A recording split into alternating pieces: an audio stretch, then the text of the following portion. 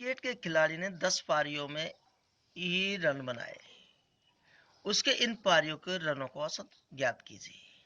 तो आप खुद करेंगे सवाल को, यहाँ पूरी 10 संख्याओं को जोड़ देंगे, 10 का ही भाग दे देंगे, औसत आ जाएगा, अर्थात समांतर माध्य आ जाएगा। ये आपको करना है। 5वां सवाल, एक मासिक परीक्षा में 10 विद्यार्थियों के द्वारा अंग्रेजी में प्राप्त निम्न अंकों से समांतर माध्य की गणना कीजिए। यहाँ अनुक्रमांक दे रखा है और प्राप्तांक दे रखा है। तो सूत्र तो हमारा वही है, एक्स बार बराबर सिग्मा एक्स बटे में छोटा एन।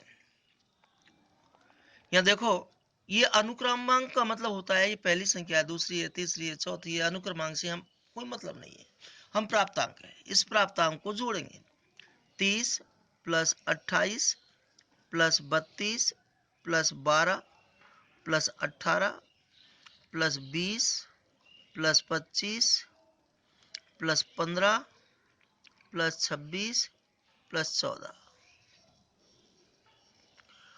और 10 का ही भाग देंगे।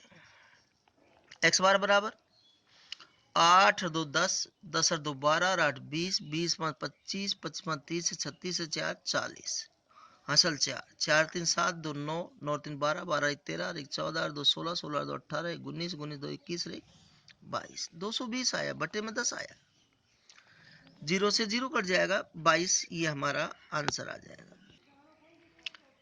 छठा सवाल आप स्वयं को करना है। एक विद्यालय के पुस्तकालय से 10 दिन में छात्रों को दी गई पुस्तकों की संख्या निम्नलिखित है। तो ये आपको संख्या दे रखी है, प्रतिदिन की गई पुस्तकों की औसत संख्या पूछ रहा है, इनका औसत पूछ रहा है। तो हम 10 से है, 10 उनको जोड़ेंगे, 10 का ही भाग दे देंगे, आंसर आ जाएगा। 7वां नंबर का प्रश्न मैं समझा रहा हूं। एक कक्षा के वर्ग ए के 25 छात्रों का औसत दे दिया, जबकि वर्ग बी के 35 छात्रों का औसत भार दे रखा है 54 केजी। इस कक्षा के कुल छात्रों के औसत भार की गणना कीजिए। देखिएगा, वर्ग का मतलब सेक्शन होता है। वर्ग ए के 25 छात्रों का औसत भार दे रखा है 51 किग्रा। हम कुल भार निकालेंगे। वर्ग ए के 25 छात्रों का कुल भार निकालेंगे, तो हम क्या करेंगे, 25 को ये औसत से गुणा कर देंगे, तो 25 छात्रों का कुल भार आ जाएगा। 25 से 25 2 25 5 125 2 127 किग्रा। अब दे रखा है इसमें वर्ग बी के 35 छात्रों का, वर्ग बी के 35 छात्रों का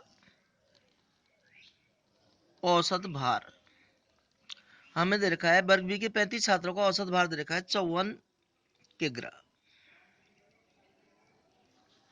हम कुल भार निकालेंगे।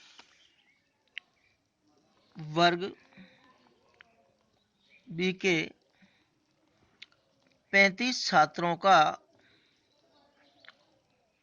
कुल भार,